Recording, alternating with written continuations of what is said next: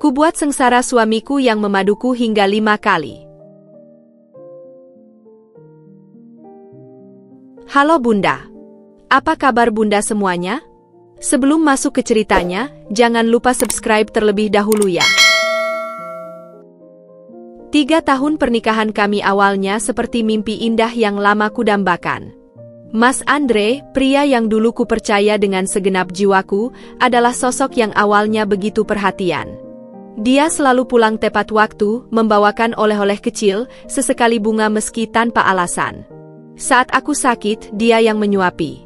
Saat aku menangis karena lelah bekerja, dia memelukku tanpa banyak bicara. Kupikir, dialah jawaban dari semua doa-doaku selama ini. Tapi semua itu ternyata hanya pembuka dari mimpi buruk yang perlahan merayap ke dalam hidupku, pelan tapi pasti. Malam itu, suasana rumah begitu sunyi. Hujan rintik-rintik membasahi genteng, menciptakan irama yang biasanya membuatku tenang. Tapi malam itu, ada kegelisahan yang menggantung di dadaku. Mas Andre sedang mandi, dan ponselnya tergeletak di meja ruang tamu.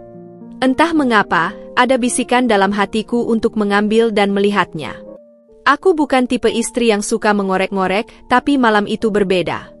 Jari-jariku gemetar saat membuka ponselnya, dan seketika, dunia seolah berhenti berputar. Di layar terpampang notifikasi dari seseorang bernama Siska.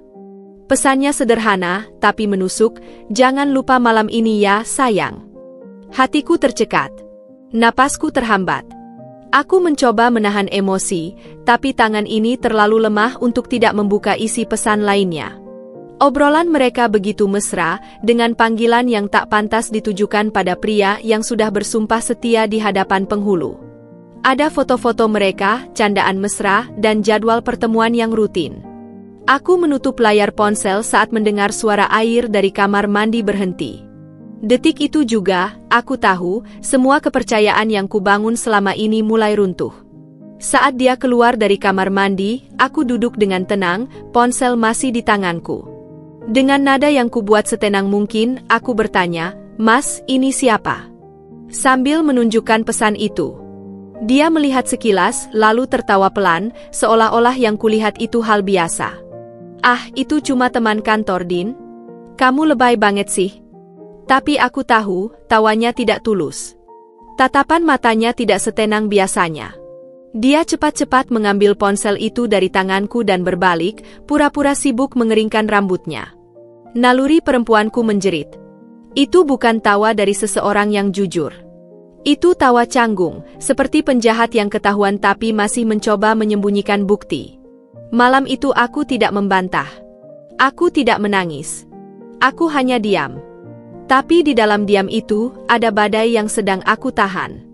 Hatiku remuk, tapi logikaku mulai menyusun puzzle. Jika ini benar pengkhianatan, aku tidak akan tinggal diam. Semenjak malam itu, tatapanku padanya berubah. Cintaku mulai perlahan mengering, seperti bunga yang tidak lagi disiram. Tapi dendam, itu mulai tumbuh, bukan karena aku lemah, tapi karena aku tahu, aku tidak pantas diperlakukan seperti ini. Aku, Dinda, adalah istri yang setia. Dan jika kesetiaanku dikhianati, maka dia harus bersiap menghadapi pembalasan yang tidak pernah dia bayangkan sebelumnya. Setelah malam itu, pikiranku tak pernah lagi bisa tenang. Senyum Mas Andre yang dulu bisa membuat lelahku hilang, kini hanya menyulut amarah dalam hatiku. Setiap gerak-geriknya mulai kuperhatikan. Setiap detik dia sibuk dengan ponselnya, pikiranku terus berputar, bertanya-tanya, apakah dia sedang menghubungi wanita itu? Aku menjadi asing di rumahku sendiri. Aku tertawa palsu, tersenyum palsu, dan tidur dalam pura-pura damai. Padahal setiap malam, aku hanya bisa menatap langit-langit sambil berdoa agar semua ini hanya mimpi buruk. Namun kebenaran tak bisa disangkal. Aku mulai menyelidiki. Diam-diam, aku simpan nomor Siska itu. Lewat teman yang bekerja di operator seluler, aku dapatkan nama lengkapnya, Siska Amelia. Seorang sekretaris di kantor yang sama dengan Mas Andre. Namanya pernah disebut sepintas dulu, katanya dia hanya wanita muda baru lulus kuliah yang masih belajar urusan kantor. Tapi sekarang aku sadar, dia belajar lebih dari sekadar pekerjaan. Dia belajar merebut suami orang. Aku mulai mencari tahu lebih dalam. Dari media sosial, kutemukan foto-fotonya. Perempuan dengan tubuh langsing, dandanan menor, dan gaya hidup yang mencolok. Salah satu foto membuatku tertegun. Foto Mas Andre dan Siska sedang makan malam, tersenyum di sebuah restoran mahal. Keterangan di foto itu menyakitkan, dinner with my favorite person. Wajah suamiku terpampang jelas, dan yang lebih menyakitkan, tanggal unggahannya adalah malam di mana Mas Andre bilang harus lembur. Tanganku gemetar saat memperbesar gambar itu. Kupikir aku akan menangis. Tapi tidak. Aku hanya diam, membeku, seolah tubuhku tidak lagi mampu memproses emosi. Aku simpan semua foto itu sebagai bukti. Lalu malam itu, dengan kepala dingin, aku konfrontasi dia. Andre, kamu makan malam dengan Siska seminggu lalu kan? Tanyaku sambil menatap matanya. Dia terdiam sejenak, lalu tertawa kaku. Kamu nyadap aku ya? Jangan terlalu paranoid, Din. Itu urusan kantor. Makan malam biasa. Makan malam biasa? Di restoran romantis dengan tatapan penuh cinta? Saat dia bicara, aku hanya menatapnya, menahan kemarahan yang hampir meledak. Aku ingin menjerit, ingin memukulnya, tapi yang kulakukan hanya satu. Aku simpan dendamku rapat-rapat. Karena aku tahu, emosi hanya akan membuatku kalah. Tapi logika? Itu senjataku. Setelah itu, sikap Mas Andre berubah. Dia makin sering pulang malam. Kadang menginap di luar kota dengan alasan rapat. Tapi aku tahu semua itu bohong. Dan yang paling menyakitkan, dia mulai menjauh dariku, secara emosional dan fisik. Dia tak lagi menyentuhku seperti dulu. Tidur pun dengan jarak. Padahal hanya sebulan lalu, dia masih memujiku sebagai istri terbaik. Kini, aku bahkan seperti bayangan di rumah sendiri. Aku mulai menyusun rencana. Bukan untuk menyelamatkan pernikahan, tapi untuk menyelamatkan harga diriku. Karena saat seorang suami berani mengkhianati, maka seorang istri punya hak untuk bangkit. Dan aku, Dinda, bukan wanita yang akan menangis di sudut kamar selamanya. Perselingkuhan pertama ini hanya permulaan. Tapi Mas Andre lupa, setiap luka yang dia torehkan padaku akan kembali padanya, dalam bentuk yang tak pernah dia bayangkan sebelumnya. Luka dari pengkhianatan Mas Andre bersama Siska belum juga sembuh ketika badai berikutnya datang tanpa ampun. Aku pikir, setelah kutunjukkan bahwa aku tahu perselingkuhannya, dia akan sedikit sadar diri. Tapi ternyata, pria yang sudah terbiasa bermain api justru ketagihan terbakar. Di saat aku sibuk menyembuhkan luka, dia malah kembali membuka pintu bagi masa lalu, Rina, mantan pacarnya semasa kuliah. Awalnya, semua terasa samar. Aku mendengar nama Rina muncul dalam percakapan telepon Mas Andre saat dia bicara di balkon malam-malam. Aku sengaja pura-pura tidur, lalu menguping dari balik jendela. Iya, nah, aku juga kangen. Iya, kita harus ketemu, tapi jangan di tempat biasa. Dinda mulai curiga. Kalimat itu menamparku seperti cambuk. Satu nama yang dulu pernah jadi cerita lama, kini kembali menyusup ke dalam hidup kami. Aku bahkan sempat menertawakan diri sendiri, betapa bodohnya aku pernah percaya bahwa masa lalu hanya tinggal sejarah. Hari-hari setelah itu, aku kembali berubah menjadi detektif dalam rumahku sendiri. Aku cek lokasi Mas Andre setiap kali dia pamit kerja. Aku pasang aplikasi pelacak diam-diam di ponselnya saat dia tidur. Dan benar saja, satu sore saat dia bilang ada rapat mendadak, lokasi GPS-nya menunjukkan sebuah kafe romantis di tengah kota. Hatiku berdebar saat kuputuskan menyusul diam-diam. Aku duduk di seberang jalan, mengintip dari balik kaca mobil dengan kamera ponsel menyala. Di sanalah mereka, duduk berseberangan, tapi tubuh condong ke arah yang sama. Tawa mereka menyatu. Rina menyentuh tangan suamiku. Dan Mas Andre, dengan wajah yang sama saat dulu mencintaiku, kini menatap wanita lain. Aku keluar dari mobil, menghampiri mereka pelan-pelan. Tapi saat aku ingin memotret lebih dekat, langkahku terhenti. Bukan karena takut, tapi karena Rina menoleh dan langsung menyadari kehadiranku. Senyum sinis merekah di bibirnya, seperti sedang menertawakan betapa rendahnya aku di matanya. Dengan gaya seakan dialah yang menang, dia berkata, "Dinda, kau harusnya sadar, Andre butuh wanita sepertiku."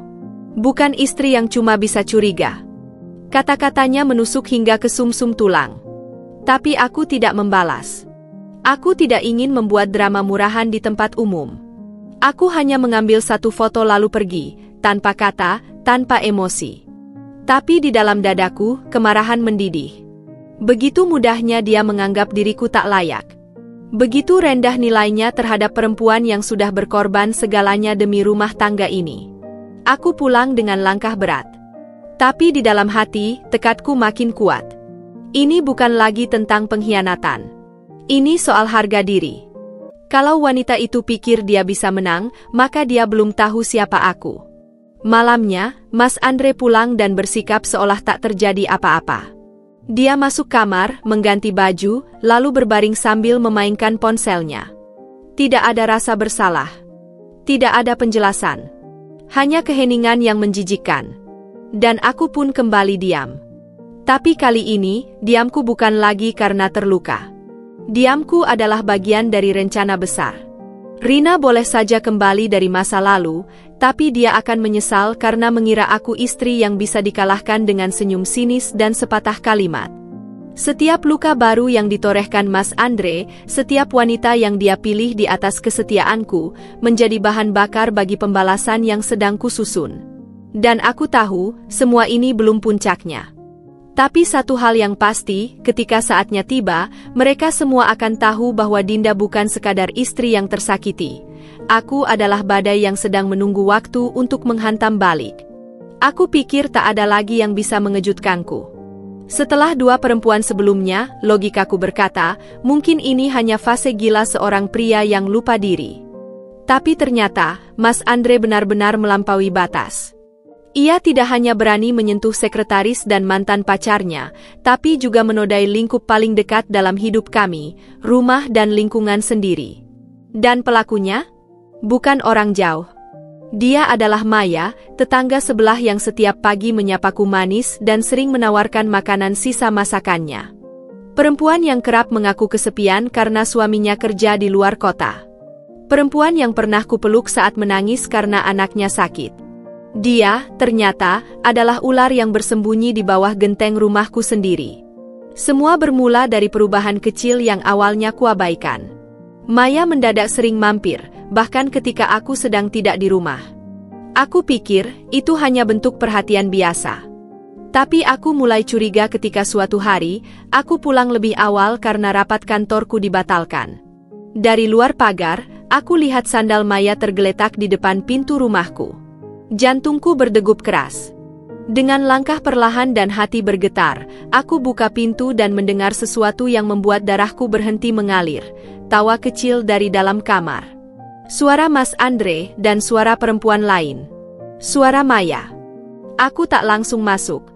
Tanganku memegang gagang pintu kamar, tapi aku tahan. Air mataku hampir tumpah, tapi logikaku kembali mengambil alih. Aku keluarkan ponsel dari saku, nyalakan perekam suara, dan dengan napas tercekat, kudekatkan ke celah pintu. Di dalam, terdengar desahan pelan, suara bisik-bisik, dan nama mereka saling disebut. Aku bahkan mendengar Maya memanggil Mas Andre dengan sebutan yang selama ini hanya aku yang pakai, sayangku. Dunia runtuh di hadapanku. Perempuan yang sering kukirimi kue lebaran, yang anaknya sering main dengan keponakanku, kini ada di ranjangku bersama suamiku sendiri. Tanpa menimbulkan suara, aku mundur, menahan muntah yang hampir keluar karena jijik. Aku keluar rumah, masuk mobil, dan di dalam sana aku menangis sejadi-jadinya. Tapi tak lama. Aku hapus air mataku, memindahkan rekaman itu ke laptop, dan menyimpannya dalam folder rahasia. Sekali lagi, aku memilih diam. Sekali lagi, aku tidak memilih kekerasan. Karena aku tahu, waktu akan membayar semua ini, dan aku ingin mereka merasakan balasan yang lebih dalam dari sekadar amarah sesaat. Hari-hari berikutnya, aku kembali menjadi istri yang baik. Aku tersenyum pada Mas Andre, bahkan kembali memasakkan makanan favoritnya. Aku juga menyapa Maya setiap pagi, seperti tak pernah terjadi apa-apa. Tapi di balik senyumku, aku menyusun skenario. Karena pengkhianatan dari orang luar itu menyakitkan, tapi pengkhianatan dari orang dalam, itu menghancurkan. Yang paling menyakitkan bukan hanya karena dia tidur dengan tetanggaku, tapi karena dia tak merasa bersalah. Bahkan malamnya, dia masih bisa tidur nyenyak di ranjang yang sama, seolah rumah ini bukan tempat suci, seolah pernikahan ini cuma permainan. Dan aku, wanita yang sudah ia anggap tidak penting, kini duduk diam di sisi ranjang, bukan sebagai korban, tapi sebagai penonton yang sabar menunggu akhir dari pertunjukan keji ini. Dan saat akhir itu tiba, aku pastikan mereka semua akan mengingat satu nama, Dinda. Perempuan yang pernah mereka remehkan, tapi ternyata tak bisa dihancurkan. Kupikir luka-luka yang ditorehkan Mas Andre sudah cukup dalam. Tapi ternyata, dia masih terus menggali jurang kehancuran dalam pernikahan kami, bahkan dengan cara yang paling keji, menyentuh darah dagingnya sendiri, adik kandungku, Tari. Sakit hati yang kutanggung saat tahu dia berselingkuh dengan orang lain tak sebanding dengan perasaan hancurku ketika menyadari bahwa pengkhianatannya kini datang dari dalam keluargaku sendiri. Bukan hanya kepercayaanku sebagai istri yang dilanggar, tapi juga ikatan darahku sebagai kakak yang dikhianati oleh adik yang kubesarkan seperti anak sendiri. Tari, gadis manja yang sejak kecil selalu kuturuti keinginannya. Dia tinggal di rumah kami sementara kuliah di kota. Aku bahkan sering memberinya uang saku tambahan diam-diam karena aku tahu Mas Andre sering terlalu ketat soal keuangan. Tapi entah sejak kapan dia berubah menjadi sosok yang jauh dari ingatan masa kecilku. Mungkin sejak Mas Andre mulai menatapnya dengan cara berbeda. Atau mungkin sejak Tari mulai menyadari bahwa dia bisa mendapatkan apapun yang dia mau, bahkan suami kakaknya sendiri. Awalnya, semua terselubung rapi. Tari sering minta uang langsung ke Mas Andre, alasannya untuk beli buku, bayar UKT, atau keperluan kuliah lainnya. Aku percaya karena kupikir itu wajar. Tapi lama-kelamaan, permintaannya jadi tak masuk akal, minta dibelikan gadget baru, jalan-jalan keluar kota, bahkan pernah kubaca pesan masuk di ponselnya yang berbunyi, "Makasih, Bang. Aku suka parfumnya. Tapi aku lebih kangen pelukannya." Seketika perutku mual. Kata Bang, sapaan Tari pada suamiku, menjadi pisau tajam yang menancap tanpa ampun. Aku coba mengabaikan. Kupikir itu hanya candaan. Tapi semua keraguanku buyar saat suatu malam aku ke dapur untuk minum, dan kudengar suara lembut dari ruang tamu. Lampu sudah padam, tapi suara mereka jelas. "Kak Dinda udah tidur kan?" bisik Tari. Lalu suara Mas Andre menjawab pelan, "Iya, sini," dan suara tawa kecil menyusul. Aku berdiri di lorong seperti patung. Mataku menatap gelap, hatiku berdentum, dadaku sesak. Tapi aku tetap diam. Aku tahu, aku tidak boleh gegabah. Malam itu, aku pasang CCTV kecil di ruang tamu dan ruang tengah tanpa mereka tahu. Dan rekaman yang kutemukan keesokan harinya, membuat tanganku gemetar selama berjam-jam. Dalam rekaman itu, terlihat jelas Mas Andre duduk dekat Tari. Mereka tertawa dan kemudian, tanpa ragu, Mas Andre mencium kening Tari. Lalu bahunya. Lalu, layar hitam. Aku tak sanggup menonton lebih jauh. Sekujur tubuhku terasa dingin. Adik yang kubela mati-matian, tidur dengan suamiku sendiri. Tapi seperti sebelumnya, aku kembali memilih diam. Bukan karena lemah. Justru karena aku tahu, diamku jauh lebih menakutkan. Aku biarkan mereka merasa aman. Aku biarkan mereka menikmati permainan kotor mereka. Karena yang tak mereka tahu, aku sedang mengumpulkan setiap bukti, setiap jejak kebusukan mereka. Tari mungkin pikir dia sedang bermain cinta, padahal dia sedang menyalakan bom waktu di bawah kakinya sendiri. Dan saat semuanya siap, saat semua wanita itu merasa paling menang dan tak tersentuh, aku akan tarik tali penutupnya.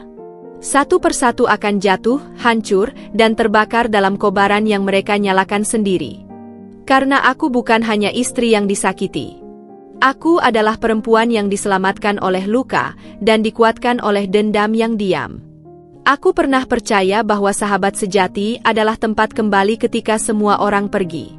Aku pernah yakin bahwa Vina, sahabatku sejak SMA, adalah satu-satunya orang yang tetap berpihak padaku, bahkan saat dunia runtuh sekalipun. Tapi ternyata, kepercayaanku salah. Karena pengkhianatan terdalam bukan datang dari musuh, tapi dari orang yang kau peluk saat kau menangis, orang yang tahu semua rahasia dan luka hatimu, lalu justru menusuk dari dalam. Dan Vina melakukannya dengan wajah manis, senyum hangat, dan pelukan palsu yang selama ini kuanggap tulus. Vina tahu semua tentang pernikahanku. Dia tahu tentang Siska, Rina, Maya, dan bahkan Tari.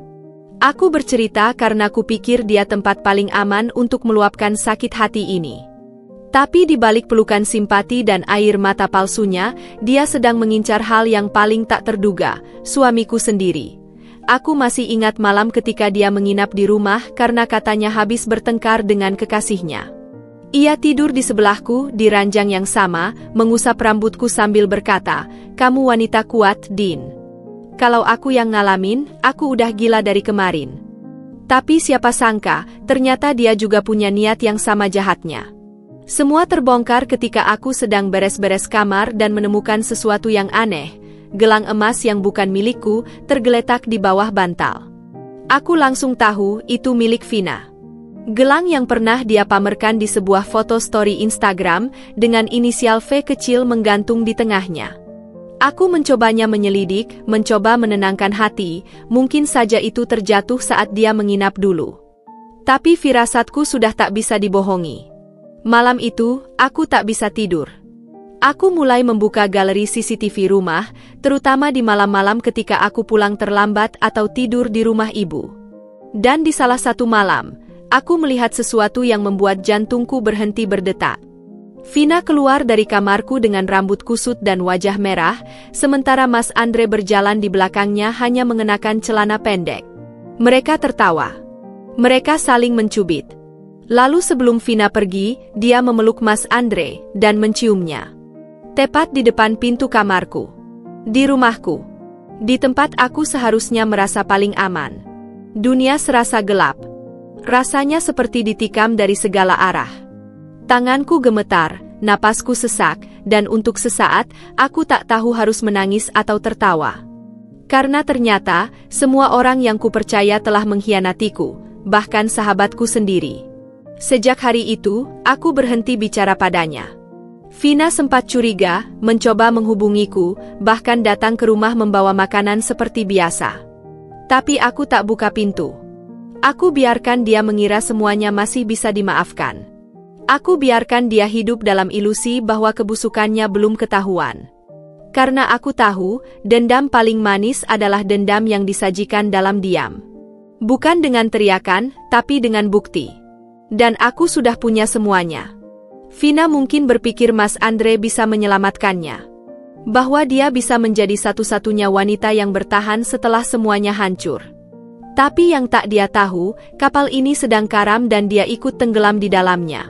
Karena ketika cinta berubah jadi racun, dan kepercayaan berubah jadi senjata, aku bukan lagi Dinda yang dulu. Aku adalah badai yang mereka bangun sendiri, dan aku tak akan berhenti sampai semuanya porak-poranda. Cukup. Itu kata pertama yang terus berdengung di kepalaku malam itu. Cukup jadi istri yang diam. Cukup jadi perempuan yang memaafkan demi mempertahankan rumah tangga yang sudah hancur sejak lama. Aku lelah hidup dalam peran sebagai korban. Kini saatnya aku mengambil alih naskah cerita ini.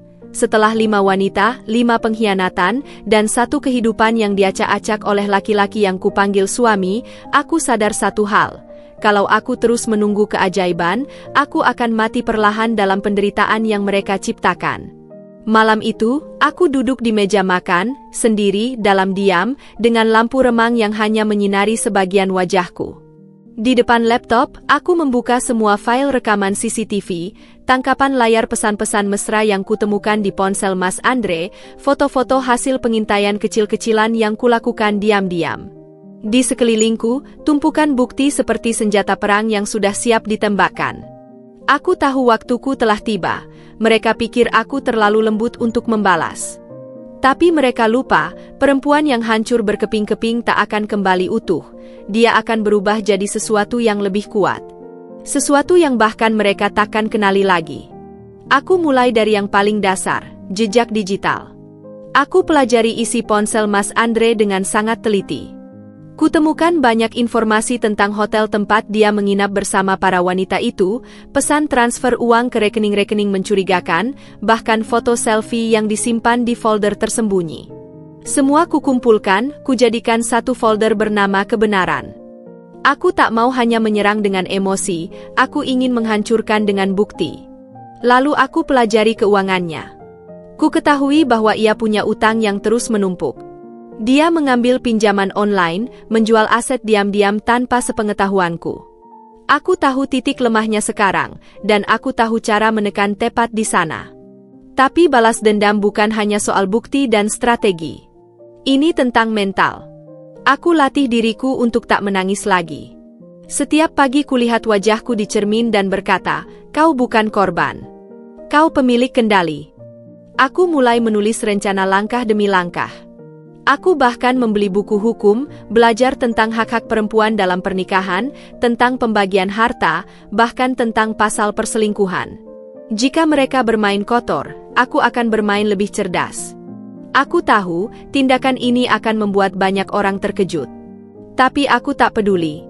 Selama ini aku berdiam diri bukan karena lemah, melainkan karena aku sedang menunggu waktu yang tepat. Dan waktu itu telah datang. Saat Mas Andre tertidur di kamar, aku berdiri di depan pintu dengan mata tajam dan napas tenang. Dalam hatiku aku bersumpah, aku tidak akan ragu lagi. Jika dia bisa menyakiti aku berkali-kali tanpa rasa bersalah, maka aku pun berhak menyelamatkan diriku sendiri. Bahkan jika caranya harus membuatnya menderita seperti aku dulu. Karena dalam permainan ini, aku tidak lagi bermain sebagai istri. Aku adalah lawan. Dan aku akan menang. Langkah pertamaku bukan tentang harta, bukan juga soal perceraian. Langkah pertamaku adalah menghancurkan harga dirinya, reputasi yang selama ini dia banggakan di hadapan semua orang. Mas Andre adalah tipe lelaki yang haus pujian. Di hadapan orang tuanya, dia tampil sempurna. Di lingkungan kerja, dia disanjung karena prestasi dan wibawa. Di hadapan teman-teman, dia sosok suami ideal, pekerja keras, dan bertanggung jawab. Tapi hanya aku yang tahu bahwa di balik itu semua, dia adalah monster bermuka dua. Dan kini, topengnya akan kurobek satu persatu di hadapan semua yang dulu memujanya. Aku mulai dari keluarga besarnya, terutama ibunya. Perempuan tua yang sangat religius, yang tak pernah lelah memberiku ceramah tentang tugas istri yang taat, sabar, dan patuh. Aku simpan dulu sakit hatiku atas semua kalimatnya dulu, dan kini waktunya aku membalas, dengan kebenaran. Aku kirimkan satu paket amplop berisi fotokopi chat mesra Mas Andre dengan Siska, rekaman suara bisikan Tari, foto pelukan Andre dengan Rina, tangkapan CCTV yang memperlihatkan Vina berjalan keluar dari kamar tengah di tengah malam. Di dalamnya, kutulis satu kalimat sederhana. Ini suami yang ibu banggakan selama ini. Tak butuh waktu lama. Esok harinya, HP-ku bergetar terus-menerus. Panggilan dari ibu mertuaku, dari kakak ipar, bahkan dari tante-tante yang selama ini diam saja. Semuanya panik, terkejut, marah. Ada yang menangis. Ada yang mengutuk. Tapi aku tetap tenang. Aku tahu badai sedang bergerak ke arah yang tepat. Aku hanya duduk di ruang tamu, menyeruput teh hangat, sambil mendengar dari balik pintu suara Mas Andre yang akhirnya diseret oleh kakaknya keluar dari rumah ibunya dengan teriakan, "Kau memalukan. Ibu tak sudi lihat muka kamu lagi." Sore itu, langit mendung tapi hatiku terang. Aku menatap dari kejauhan saat Mas Andre berjalan keluar dari gerbang rumah ibunya dengan langkah gontai. Wajahnya merah, matanya sembab. Dia mencoba menghubungiku berkali-kali. Tapi aku tidak mengangkat. Aku ingin dia tahu rasanya diabaikan. Rasanya ditolak oleh orang-orang yang dulu memelukmu. Reputasinya yang selama ini dijaga dengan susah payah, hancur dalam semalam, oleh tangan perempuan yang dulu paling dia sakiti. Dan yang paling menyakitkan bagi Mas Andre bukan sekadar pengusiran. Tapi kenyataan bahwa semua orang yang dulu percaya padanya, kini melihat dia sebagai penjahat. Teman-temannya mulai berbisik, tetangga menatapnya sinis. Dia tak bisa lagi berdiri tegak di hadapan keluarganya, karena semua bukti sudah berbicara.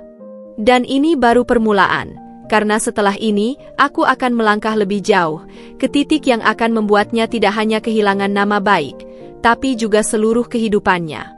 Karena bagiku, reputasi adalah pondasi hidup Mas Andre. Dan saat pondasi itu runtuh, bangunan kesombongannya akan ikut runtuh bersamanya. Dia tak lagi bisa berdiri, bahkan untuk menyebut namaku tanpa rasa malu. Hari itu aku melihatnya dari kejauhan, berdiri di depan rumah orang tuanya seperti anak kecil yang kehilangan arah. Matanya merah, rambutnya kusut, dan wajahnya tampak lebih tua dari usia sebenarnya. Dia menatap pintu rumah besar itu dengan harap, seperti seorang pengemis yang berharap belas kasihan. Tapi tidak ada yang membukakan pintu. Tak ada pelukan ibu, tak ada suara lembut ayahnya, tak ada sapaan dari saudara-saudaranya. Yang ada hanya keheningan dan penolakan, karena untuk pertama kalinya dalam hidupnya, keluarganya melihat siapa dia sebenarnya.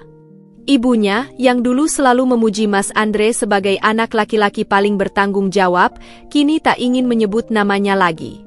Setelah membaca bukti-bukti yang kukirimkan, perempuan itu menangis berhari-hari. Tidak hanya karena kecewa pada anaknya, tapi karena merasa telah salah mendidik. Aku kira dia suami terbaik untukmu, Din. Tapi ternyata dia hanya menjadikan pernikahan kalian sebagai mainan, katanya kepadaku lewat telepon dengan suara gemetar. Dan ketika sang ibu memanggil seluruh keluarga besar untuk membahas aib yang dilakukan Andre, aku tahu, masa kejayaannya telah resmi berakhir. Dalam forum keluarga itu, tak ada yang membelanya. Tante-tantenya menunduk malu, paman-pamannya menggeleng-gelengkan kepala, dan kakaknya, yang sejak dulu diam, akhirnya angkat bicara. Dia sudah mempermalukan keluarga. Menghancurkan 5 perempuan sekaligus, termasuk adik iparnya sendiri. Kita tak bisa tutup mata lagi. Suara mereka tegas, dingin, dan penuh penyesalan. Dan keputusan akhirnya begitu bulat, tanpa perdebatan, Mas Andre diusir dari keluarga. Tidak boleh lagi tinggal di rumah orang tuanya, tidak boleh menghadiri pertemuan keluarga, dan yang paling menyakitkan, ia dicoret dari daftar ahli waris. Harta yang dulu dibanggakan akan diwariskan kepadanya, lenyap dalam sekejap. Aku mendengar kabar itu dari mulut ke mulut, dari grup WhatsApp keluarga yang tiba-tiba heboh. Dan lucunya, aku tidak merasa puas, aku merasa adil. Bukan karena ingin membalas dendam dengan kekerasan, tapi karena akhirnya, dunia melihat luka yang selama ini kututupi. Luka yang diabaikan hanya karena Mas Andre terlalu pandai bersandiwara. Kini, topengnya telah dibuka, dan semua orang muak dengan wajah aslinya. Hari saat dia pulang ke rumah kami, aku duduk di ruang tengah, pura-pura membaca buku. Wajahnya penuh kemarahan, tapi juga ketakutan. "Kau senang ya?" tanyanya dengan suara penuh emosi. Aku menutup bukuku perlahan, menatapnya lurus-lurus dan menjawab dengan tenang. "Aku tidak senang. Aku hanya lega karena akhirnya, semua orang tahu siapa kamu sebenarnya." Dia menggeram, mengepalkan tangan, tapi tak bisa berbuat apa-apa. Dia tahu aku punya kendali penuh sekarang. Reputasinya habis. Keluarganya meninggalkannya. Nama baiknya tercoreng, bukan karena fitnah, tapi karena kebenaran yang selama ini dia sembunyikan sendiri. Dan bagiku, inilah awal dari kehancurannya. Jika fondasi keluarga telah runtuh, maka langkah selanjutnya akan jauh lebih mudah. Dan aku siap melanjutkan permainan ini. Setelah reputasinya hancur dan keluarga menutup pintu untuknya, aku tahu Mas Andre akan berpaling ke hal terakhir yang masih bisa ia genggam, hartanya. Dia pikir, selama masih ada uang, dia bisa bangkit kembali. Bisa merayu wanita lain, bisa memperbaiki citra diri, bisa membuktikan bahwa dia masih punya kekuatan. Tapi yang dia tidak tahu, hartanya sudah kugerogoti pelan-pelan, dan saat dia menyadarinya, segalanya sudah terlambat. Aku sudah merencanakan ini sejak lama. Saat dia sibuk berfoya-foya dengan Siska di hotel, saat dia diam-diam mentransfer uang ke rekening Rina, saat dia membeli barang-barang mahal untuk Tari dan Vina, aku pelajari semua pola keuangannya. Sebagian besar aset atas namaku, karena saat kami menikah, akulah yang lebih dulu punya penghasilan tetap. Rumah, kendaraan, bahkan sebagian investasi digital, semua legalitasnya mengarah padaku. Dia tak pernah peduli dengan detail, hanya tanda tangan dan percaya aku akan mengurus segalanya. Dan disitulah kesalahannya yang paling fatal, mempercayakan hartanya pada istri yang dia hianati. Dengan bantuan seorang notaris yang juga teman lamaku, yang tentu kubayar dengan rapi dan bersih, aku mulai mengalihkan kepemilikan aset sedikit demi sedikit. Rekening bersama kami aku kosongkan secara bertahap dan kutransfer ke rekening atas nama ibuku, yang tidak bisa disentuh olehnya secara hukum. Aku bahkan mencairkan sebagian deposito dan mengalihkan dana investasi ke akun pribadi. Semua dilakukan diam-diam, perlahan, nyaris tak terlihat. Saat dia sibuk memulihkan ego yang tercabik, aku menguras kekuatan yang tersisa padanya, uang. Hari itu akhirnya datang. Dia panik. Pulang ke rumah dengan wajah panik dan keringat dingin. Ponselnya menempel di telinga, wajahnya muram seperti baru ditampar kenyataan pahit. "Dinda," teriaknya begitu masuk rumah. "Rekeningku kosong. Uangku kemana?" "Kau ambil ya?" Aku menatapnya tanpa ekspresi.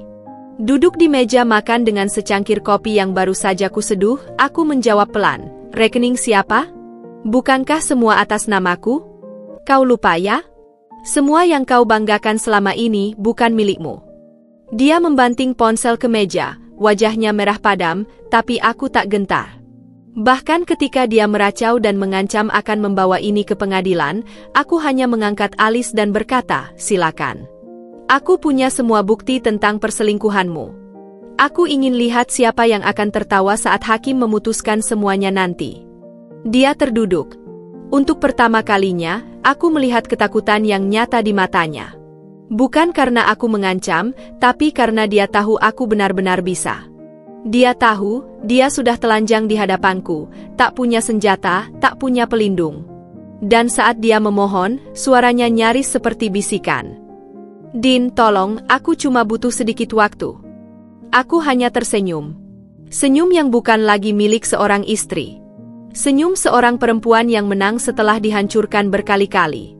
"Waktu sudah habis, Mas. Sekarang giliranmu merasakan semua yang pernah kau buat aku rasakan." Kini dia bukan hanya lelaki yang kehilangan cinta dan kepercayaan. Dia adalah lelaki yang kehilangan segalanya. Tak punya nama, tak punya tempat berpulang, dan kini, tak punya apa-apa. Dan aku? Aku belum selesai. Ini baru langkah kedua. Masih ada yang harus kuhancurkan selanjutnya, karirnya. Setelah uangnya menghilang seperti kabut disapu angin, Mas Andre berubah menjadi pria panik yang kehilangan arah. Dia mulai menghubungi satu persatu wanita yang dulu pernah dia banggakan, wanita-wanita yang dia pilih di atasku, wanita yang katanya lebih memahami, lebih menyenangkan, lebih seksi, lebih segalanya. Tapi kini, saat dia berada di titik terendah, dia baru tahu bahwa tak satu pun dari mereka benar-benar mencintainya. Yang mereka cari bukan hatinya, tapi dompetnya. Dan dompet itu sudah kututup rapat. Yang pertama menghilang adalah Vina, si sahabat palsu yang sempat tidur di ranjangku sendiri. Saat Andre mendatanginya untuk meminjam uang, Vina hanya tertawa, tawa sinis yang pernah kulihat saat dia merasa menang. Tapi kali ini tawa itu berubah jadi ejekan. "Kau pikir aku mau bantu pria bangkrut? Aku ikut kamu karena uangmu, bukan karena sayang." Katanya lantang, bahkan sempat merekam pembicaraan mereka dan menyebarkannya ke media sosial pribadinya, mungkin berharap jadi viral. Dan memang jadi viral. Andre jadi bahan olok-olok, playboy miskin dibuang selingkuhan, begitu kira-kira judul yang beredar. Kemudian Siska, sekretaris yang dulu selalu tampak sopan dan profesional. Dulu dia rajin mengantar kopi, tersenyum manis di kantor, dan menjadi tempat Andre mencurahkan hasrat kantoran. Tapi begitu Andre kehilangan pekerjaannya dan tak lagi bisa membayar hotel-hotel mewah, Siska langsung menghilang seperti ditelan bumi. Nomornya sudah tak aktif, Instagramnya di private, dan dari informasi seorang teman, Siska sudah dekat dengan atasan baru yang jauh lebih mapan. Siska pindah kapal, dan Andre ditinggalkan tenggelam. Lalu Rina, si mantan cinta lama yang katanya tak tergantikan. Katanya, Rina mengaku bersedia memulai dari awal dengan Andre. Tapi itu hanya omong kosong. Saat Andre mengajaknya menikah karena tak tahu harus kemana lagi, Rina menolak mentah-mentah. "Aku gak mau hidup susah. Aku cinta kamu dulu karena kamu sukses, bukan sekarang," ucapnya tanpa malu. Bahkan saat Andre memohon-mohon seperti pengemis cinta, Rina hanya tertawa dan mengatakan, "Lain kali, jangan terlalu percaya diri." Tari, adikku, yang seharusnya menjunjung kehormatan keluarga, justru membuatku muak karena pengkhianatannya. Tapi Tuhan tahu bagaimana cara membalas. Setelah Andre kehabisan uang, dia tak lagi bisa memberi uang jajan untuk Tari. Dan ketika Tari sadar bahwa hubungan terlarang itu hanya membuatnya menjauh dari keluarga, dia menangis. Ibuku mengusirnya dari rumah karena aib itu. Kini Tari harus menanggung malu dan kehilangan banyak hal demi cinta buta pada kakak iparnya sendiri yang bahkan tak mampu membelikan sebatang lipstik lagi. Terakhir adalah Maya, tetangga sebelah yang dulu suka mondar-mandir ke rumah saat aku bekerja. Wanita itu juga pergi. Aku tak tahu kemana dan tak peduli. Tapi aku tahu pasti, tak satu pun dari mereka benar-benar peduli pada Andre. Cinta mereka hanyalah bayangan yang terbentuk dari materi dan kemewahan semu. Saat semua itu hilang, mereka menghilang seperti asap di bawah angin. Dan Andre? Dia terduduk sendiri di ruang tamu yang sepi. Rambutnya kusut, bajunya tak lagi rapi dan wajahnya, wajah itu tak lagi sombong. Dia bukan pria gagah dengan mobil mewah dan wanita di tiap jari. Dia hanya laki-laki kesepian yang ditinggal semua selingkuhannya, tanpa cinta, tanpa harta, tanpa arah. Dan aku? Aku berdiri di ambang pintu, menatapnya diam-diam dengan hati yang tak lagi penuh dendam, hanya kepuasan. Karena semua yang dia bangun di atas kebohongan kini runtuh oleh kenyataan. Karma telah tiba. Dan dia baru merasakan gigitan pertamanya. Selingkuhan kabur. Reputasi rusak. Harta lenyap. Tapi Mas Andre masih punya satu pegangan terakhir, pekerjaan. Dia mungkin sudah kehilangan segalanya di rumah, tapi di kantor, dia masih bisa berdiri dengan seragam rapi dan gelar manajernya. Aku tahu dia bertahan di sana karena itu satu-satunya tempat yang masih membuatnya merasa seperti lelaki sejati. Tempat di mana dia bisa bicara dengan nada tinggi, disegani bawahan, dan mungkin masih bisa merayu wanita baru. Tapi tidak untuk lama. Sudah sejak lama aku menyimpan semua bukti perselingkuhan Andre. Foto-foto check-in di hotel dengan sekretarisnya, tangkapan layar pesan-pesan cabul dengan Rina, rekaman telepon dengan adik iparku, bahkan percakapan Maya yang terang-terangan menawarkan diri. Semua itu kuarsipkan rapi, lengkap dengan tanggal, lokasi, dan alur kronologis. Aku tak langsung menggunakannya, karena aku menunggu momen yang tepat. Dan kini, saat dia bergantung pada satu-satunya sisa harga dirinya, karirnya, aku tahu ini waktunya. Aku menyusun sebuah email panjang, elegan, dan mematikan. Tidak dengan emosi, tapi dengan data. Aku tahu bos besar di kantornya adalah orang yang sangat menjunjung etika profesional dan moralitas. Apalagi reputasi perusahaan mereka sedang dibangun untuk IPO, skandal adalah bencana. Dalam email itu, aku memperkenalkan diri dengan sopan sebagai istri sah dari Andre, dan menyampaikan betapa menyakitkannya mengetahui bahwa suamiku berselingkuh berkali-kali, termasuk dengan karyawan internal perusahaan. Aku menyertakan semua bukti. Tanpa satupun kata kasar. Hanya fakta, dan fakta kadang jauh lebih tajam daripada umpatan. Butuh 2 hari sampai aku mendengar kabar itu. Seorang teman yang bekerja di perusahaan yang sama mengirimiku pesan, Andre dipecat, Din. Hari ini juga. Bawaannya heboh semua. Aku hampir tak percaya. Tapi kemudian video itu beredar. Andre berjalan keluar dari gedung kantornya, membawa kardus isi barang-barang pribadi, dikawal satpam dengan wajah muram. Beberapa rekan kerja menatapnya dengan jijik, sebagian berbisik-bisik. Dia tak berkata apa-apa, hanya menunduk dalam diam. Video itu viral di lingkaran karyawan mereka. Judulnya simpel, manajer terlibat skandal seks di kantor dipecat. Yang lebih menyakitkan bagi Andre bukan hanya pemecatannya, tapi cara dia dipecat, dengan hina. Bukan karena prestasi buruk, bukan karena kesalahan teknis, tapi karena moral bejatnya sendiri. Reputasinya di dunia profesional hancur total. Tak ada perusahaan besar yang mau menerima seorang ex-manajer yang dipecat karena skandal moral. Dan dia tahu, aku yang melakukannya. Karena malam itu dia datang ke rumah, berdiri di depan pintu, matanya merah menyala. Kau yang mengirim email itu ya? Suaranya serak, seperti tertahan amarah dan kehancuran sekaligus. Aku menatapnya tenang, lalu membuka pintu sedikit lebih lebar. Apa ada yang salah dari istri yang jujur menyampaikan kebenaran? Dia mengepalkan tangannya. Tapi aku tahu dia tak berani menyentuhku lagi. Tidak setelah semua ini. Tidak setelah aku menguliti semua lapis topengnya dan menampakkan wajah aslinya di hadapan dunia. Kini dia bukan siapa-siapa. Tanpa jabatan, tanpa gaji, tanpa martabat. Lelaki yang dulu mengangkat dagu tinggi karena merasa punya segalanya, kini berjalan tertunduk, menjadi sosok yang bahkan tak mampu menatap mata orang lain. Dan aku belum selesai. Ini baru langkah ketiga. Masih ada satu lagi. Langkah terakhir. Langkah yang akan menghapusnya dari hidupku, selamanya. Setelah kehilangan pekerjaannya, hidup Mas Andre benar-benar seperti mobil remblong di jalan menurun.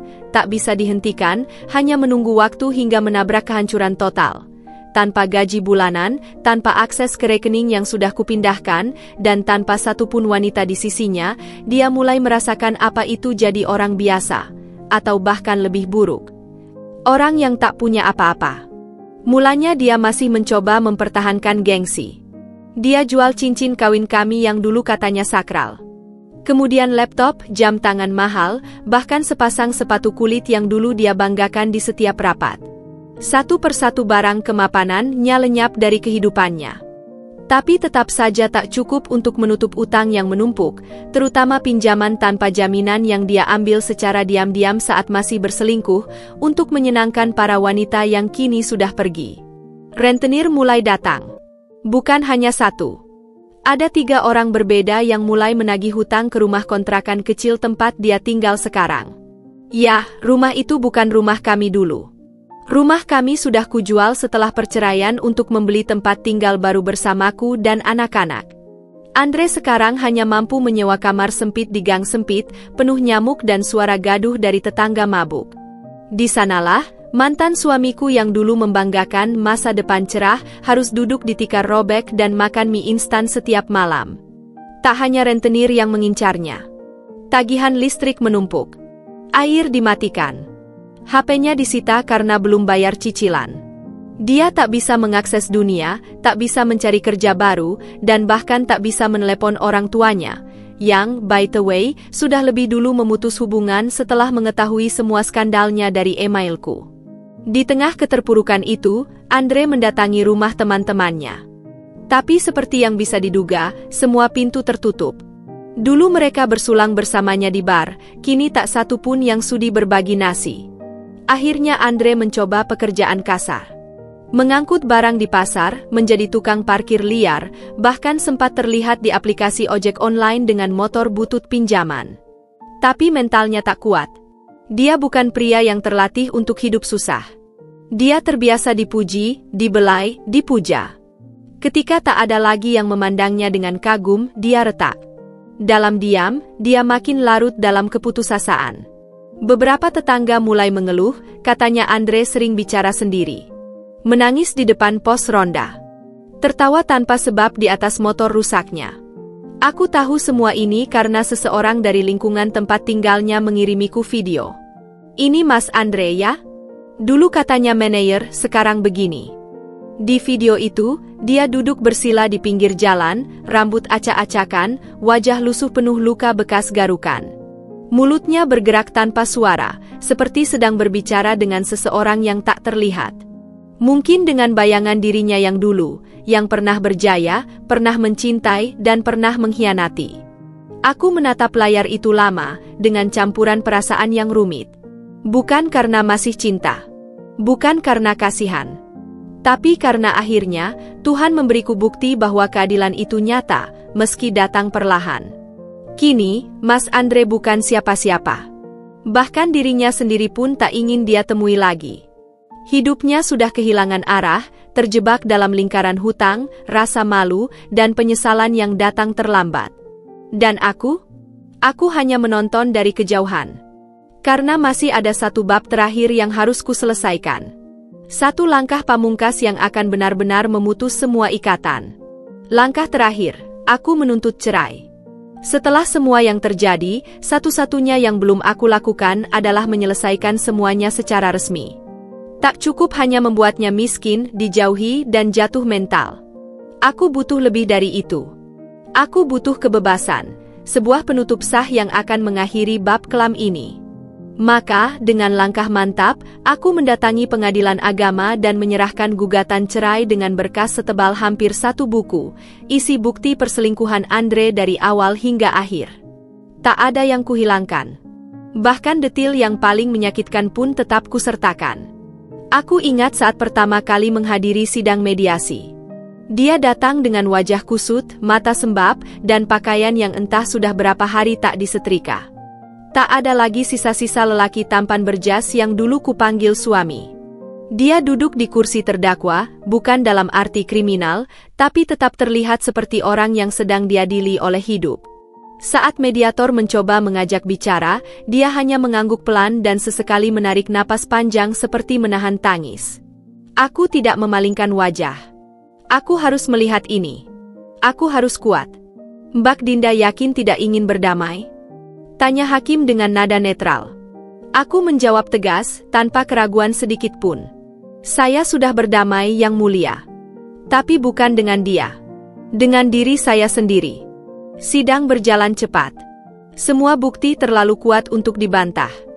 Ada rekaman suara, tangkapan layar, laporan rekening, saksi tetangga bahkan sahabatku sendiri, yang bersaksi bahwa Andre tidur dengan lebih dari 1 wanita selama pernikahan kami. Aku melihat ekspresi hakim yang sempat menggeleng pelan, mungkin dalam hati juga bertanya, lelaki macam apa ini? Akhirnya, keputusannya keluar. Perceraian dikabulkan. Hak asuh anak, jika ada, jatuh ke tanganku. Harta bersama sebagian besar diberikan padaku. Dan yang paling menyakitkan bagi Andre, dia diwajibkan memberi tunjangan bulanan. Walaupun aku tahu dia kini pengangguran, tapi hukum tetap menghukumnya sesuai kesalahan. Dan tunjangan itu akan terus menjadi pengingat bahwa dia pernah merusak hidup seseorang, dan harus bertanggung jawab. Saat sidang berakhir, dia menatapku. Mata itu kosong. Tak ada amarah, tak ada pembelaan, hanya hampa. Aku membalas tatapannya dengan lirih, namun penuh makna. Selamat tinggal, Andre. Kau bebas, tapi bukan dari dosa-dosamu. Keluar dari ruang sidang hari itu, aku menangis. Bukan karena sedih, tapi karena akhirnya aku berhasil keluar dari neraka yang kusangka surga selama 3 tahun. Selama ini aku bertahan karena cinta, karena takut stigma, karena berharap dia berubah. Tapi ternyata, keberanian untuk meninggalkan adalah cinta paling tulus pada diri sendiri. Dan sejak hari itu, aku tak lagi menoleh ke belakang. Tak lagi peduli pada kabar Andre, atau apakah dia masih tinggal di gang sempit itu. Hidupku sudah berada di jalan yang baru, dan langkahku kini lebih ringan, lebih bebas, tanpa beban nama suami yang pernah menjadi duri di dalam dada. Tapi Tuhan belum selesai membalas. Karena setelah ini, aku akan menyaksikan bab terakhir dari kisah karma, ketika semua yang telah dia lakukan, akhirnya menelan dirinya sendiri. Tak lama setelah perceraian resmi diputus, kabar itu datang kepadaku seperti angin malam yang membawa aroma pahit dari masa lalu. Aku sedang duduk di teras rumah, menikmati teh hangat dan ketenangan yang sudah lama tidak kurasakan, ketika pesan dari seorang kenalan lama masuk ke ponselku.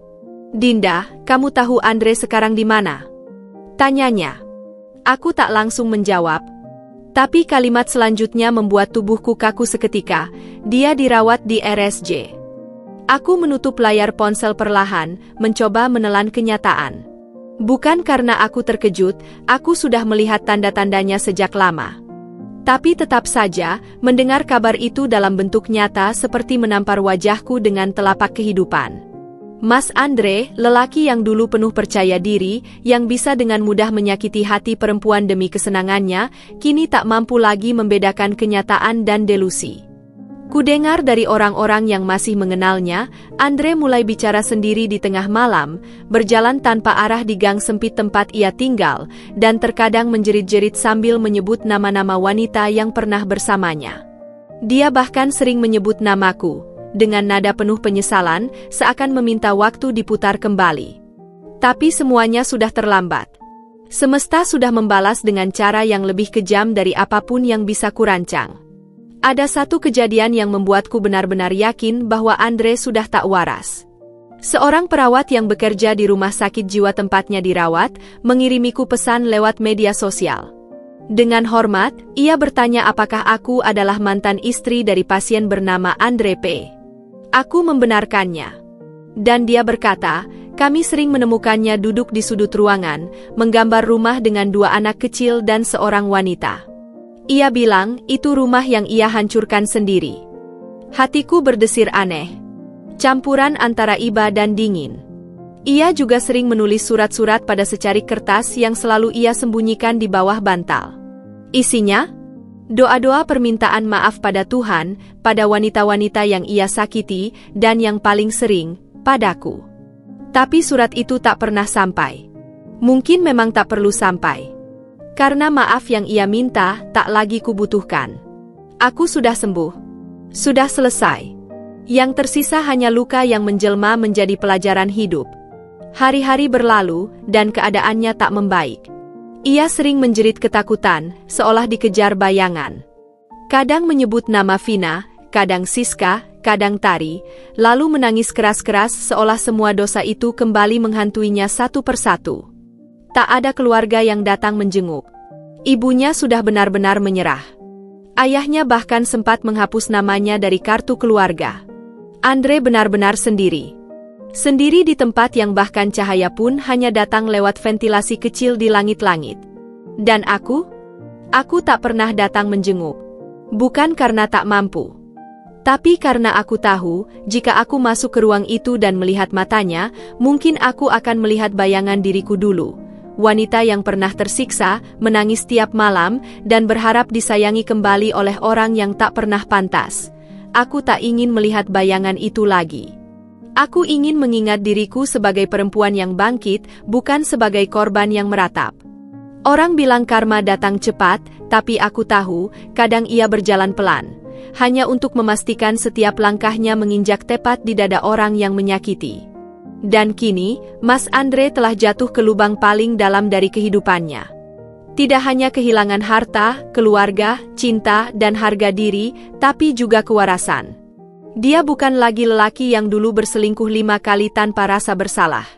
Dia hanyalah tubuh kosong yang berteriak di tengah sunyi, mencari ampunan dari diri sendiri yang tak pernah ia kenal. Pagi itu, matahari terasa lebih hangat dari biasanya. Sinar lembutnya menyusup masuk lewat celah tirai jendela kamar, menyentuh wajahku seperti ucapan selamat pagi dari alam semesta. Untuk pertama kalinya setelah sekian lama, aku bangun tanpa rasa cemas, tanpa rasa takut membuka mata. Tak ada lagi bayang-bayang perselingkuhan, tangisan diam-diam di kamar mandi, atau hati yang terus bertanya, apa aku tak cukup baik? Semua itu sudah terkubur bersama masa lalu yang kini hanya jadi lembaran lusuh dalam buku kehidupanku.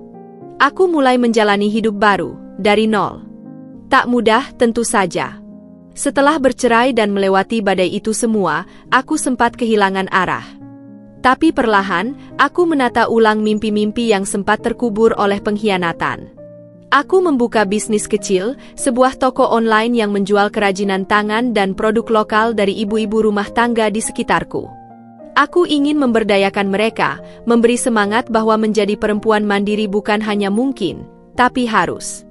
Setiap pesanan yang masuk, setiap testimoni pelanggan, menjadi bukti bahwa aku masih berharga, bahwa aku bisa sukses tanpa harus bergantung pada siapapun, apalagi pada lelaki yang telah mengkhianatiku. Hari-hariku kini dipenuhi tawa yang jujur, bukan senyum palsu yang kupakai untuk menyembunyikan luka.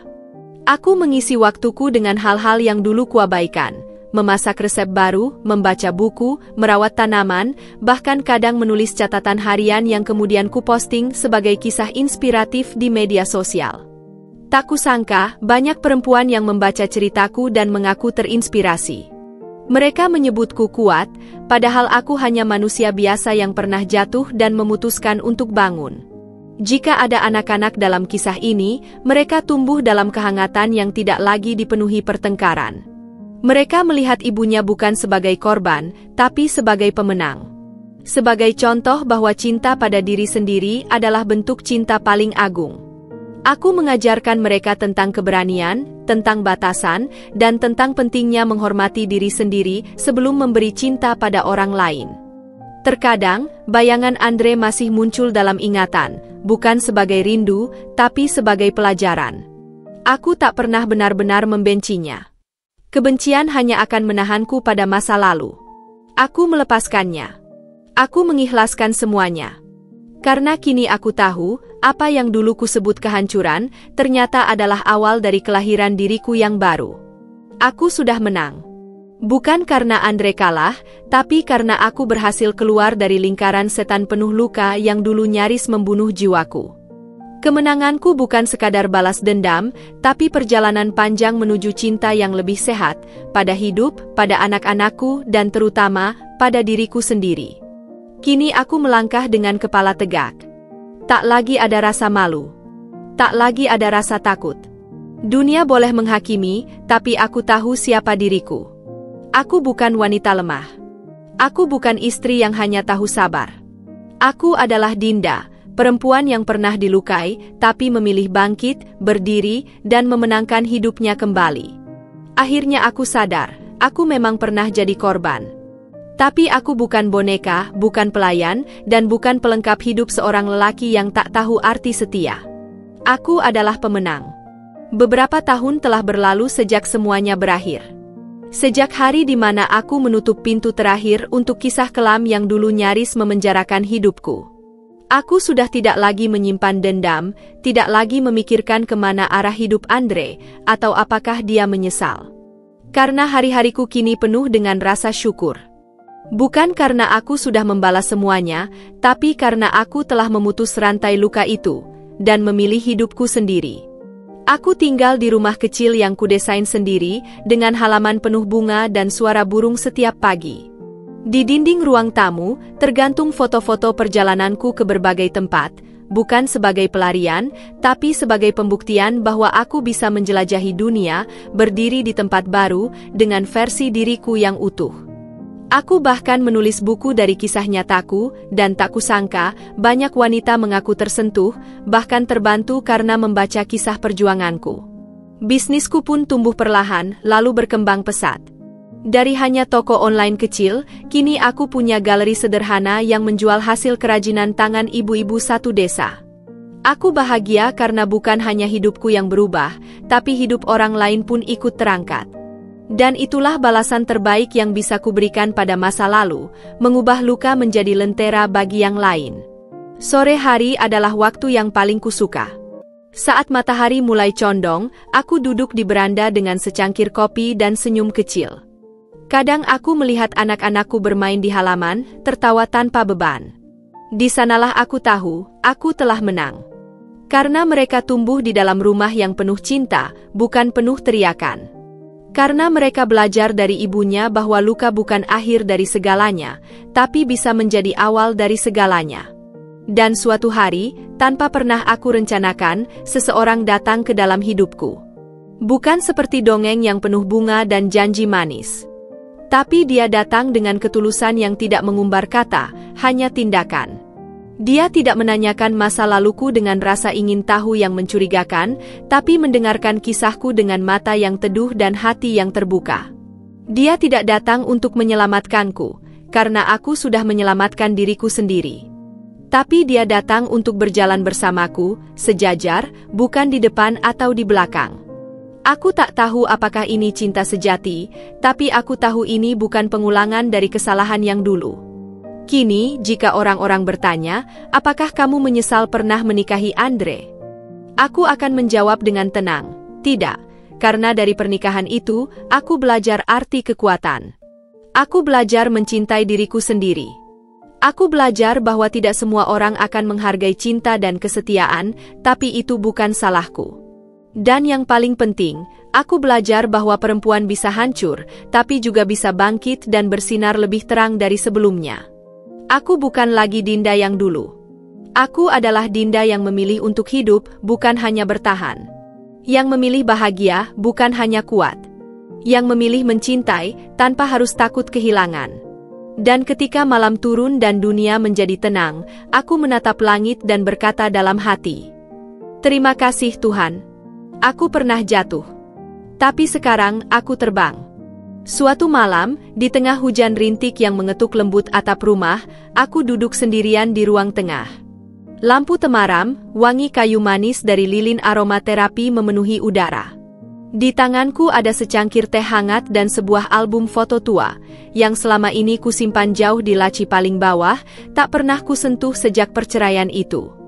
Tapi malam ini, entah mengapa, aku merasa cukup kuat untuk membukanya. Bukan untuk mengenang, tapi untuk benar-benar melepaskan. Halaman demi halaman, wajah-wajah dari masa lalu menatapku. Aku melihat senyumku di hari pernikahan, melihat Andre yang dulu pernah kucintai, dan keluarganya yang pernah kusebut rumah.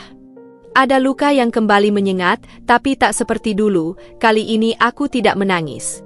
Aku hanya tersenyum kecil, bukan karena rindu, tapi karena aku sadar. Aku sudah melewati badai yang dulu kupikir akan menghancurkanku selamanya. Aku tak lagi marah. Tak ada lagi api dendam yang membakar hatiku seperti dulu. Andre, dengan segala pengkhianatannya, telah menjalani karmanya. Semua wanita yang dulu menyakitiku pun sudah lenyap dari kehidupanku. Hidup punya cara sendiri untuk membalas, dan aku sudah tak perlu ikut campur. Aku hanya fokus pada langkahku ke depan. Beberapa orang berkata bahwa waktu menyembuhkan segalanya. Tapi bagiku, bukan waktu yang menyembuhkan, aku sendirilah yang memilih untuk sembuh. Aku memilih untuk berdamai, untuk tidak menyimpan racun dalam hati, dan untuk memaafkan bukan karena mereka pantas dimaafkan, tapi karena aku pantas hidup tenang. Kini, saat aku bercermin, aku melihat seorang perempuan yang telah bertumbuh, bukan karena tidak pernah disakiti, tapi karena berhasil melewati semuanya dengan kepala tegak. Luka-luka itu mungkin tak hilang sepenuhnya, tapi kini mereka hanya jadi bekas luka, bukan lagi sumber sakit.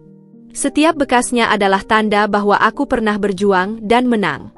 Aku pun belajar sesuatu yang sangat penting, bahwa cinta terbesar yang bisa kumiliki bukan datang dari orang lain, tapi dari diriku sendiri. Bahwa aku tak perlu validasi siapapun untuk merasa cukup. Bahwa aku berhak bahagia, bukan karena aku berhasil membalas, tapi karena aku berhasil bebas.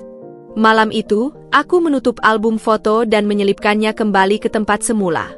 Bukan karena aku ingin melupakan masa lalu, tapi karena aku sudah tak ingin tinggal di sana. Masa laluku bukan penjara. Ia adalah pelajaran. Dan hidupku sekarang adalah jawaban dari semua luka itu. Ketika ku tarik napas dalam-dalam dan melihat keluar jendela, hujan sudah reda.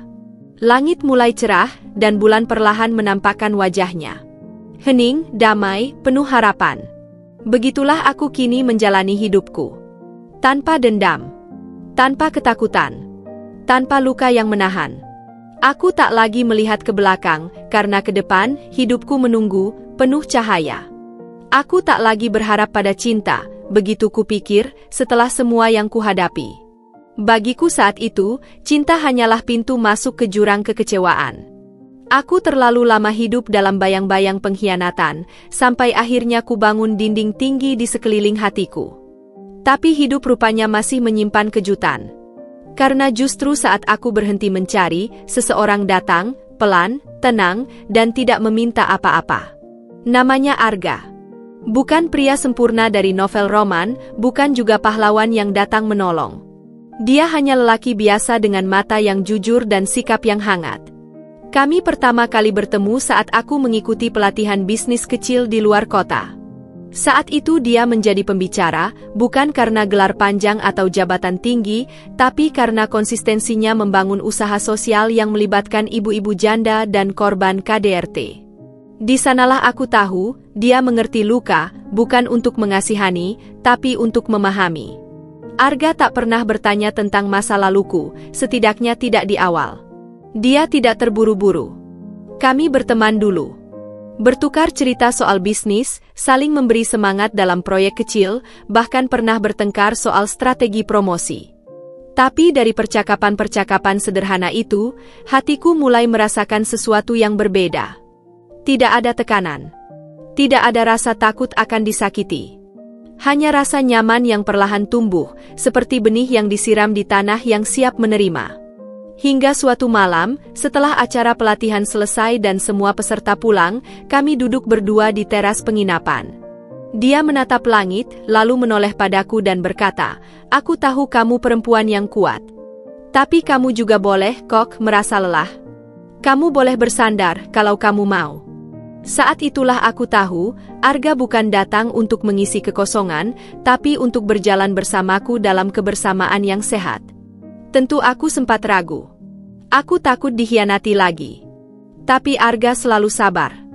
Ia tak memaksaku untuk cepat membuka hati. Ia tak tersinggung saat aku menarik diri, atau saat aku masih sulit percaya. Dia hanya tetap ada, dengan cara yang tidak mengikat, tapi juga tidak pergi.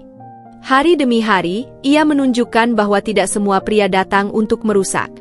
Ada yang datang untuk menyembuhkan, bukan dengan janji, tapi dengan kehadiran yang nyata. Kini, saat aku mengenalkan Arga pada anak-anakku, mereka menyukainya. Mereka bilang, "Bu, Om Arga lucu dan baik ya." Dan untuk pertama kalinya, aku melihat sosok laki-laki dewasa yang bisa dijadikan contoh bagi anakku kelak, bukan karena hartanya, tapi karena hatinya. Aku tidak bilang bahwa Arga akan menjadi akhir dari ceritaku. Hidup terlalu misterius untuk ditebak. Tapi satu hal yang ku tahu pasti, aku tidak lagi takut untuk mencintai. Karena kali ini, aku mencintai dari tempat yang penuh penerimaan, bukan dari kekurangan. Dari hati yang sudah utuh, bukan hati yang berharap diselamatkan. Cinta, akhirnya, bukan soal siapa yang datang paling cepat, paling tampan, atau paling kaya. Tapi siapa yang bertahan ketika kita paling rapuh. Dan kali ini, aku membiarkan hatiku membuka pintunya kembali. Bukan karena aku lemah, tapi karena aku kuat, dan siap mencintai, tanpa luka. Untukmu yang sedang mendengarkan ini, untukmu yang mungkin tengah menangis diam-diam di kamar, menyembunyikan luka dari dunia, aku tahu rasanya. Aku pernah ada di sana. Pernah merasa dunia begitu gelap, begitu sempit, sampai aku tak tahu lagi bagaimana caranya bernapas tanpa rasa sakit. Aku tahu rasanya tidur dengan air mata, dan bangun dengan beban yang masih menekan dada.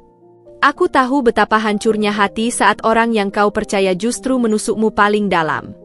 Aku tahu karena aku pernah menjadi kamu. Tapi izinkan aku bercerita satu hal. Kamu tidak akan selamanya di titik itu.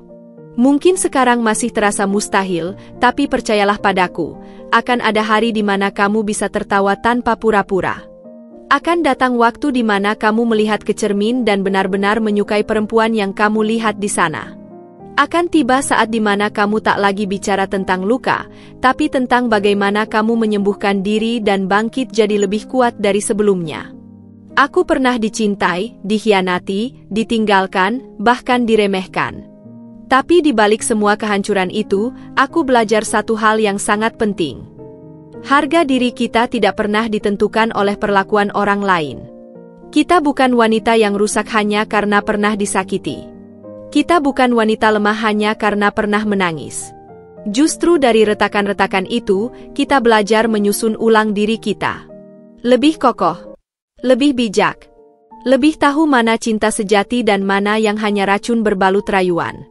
Kamu boleh menangis, boleh marah, boleh lelah, tapi jangan berhenti di sana.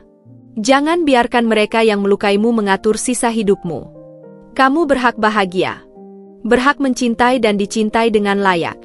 Dan yang paling penting, kamu berhak menyembuhkan dirimu dengan caramu sendiri, dengan waktumu sendiri, tanpa tekanan siapapun. Kalau kamu merasa sendiri, ingatlah, ada banyak perempuan lain di luar sana yang sedang melalui perjalanan yang sama. Kita bukan satu-satunya, dan kamu tidak sendirian. Ceritaku ini bukan untuk pamer luka atau membanggakan pembalasan, tapi untuk menunjukkan bahwa setelah badai, langit bisa cerah kembali. Setelah ditinggalkan, kita bisa menemukan versi terbaik diri kita. Hari ini, aku hidup tanpa rasa takut.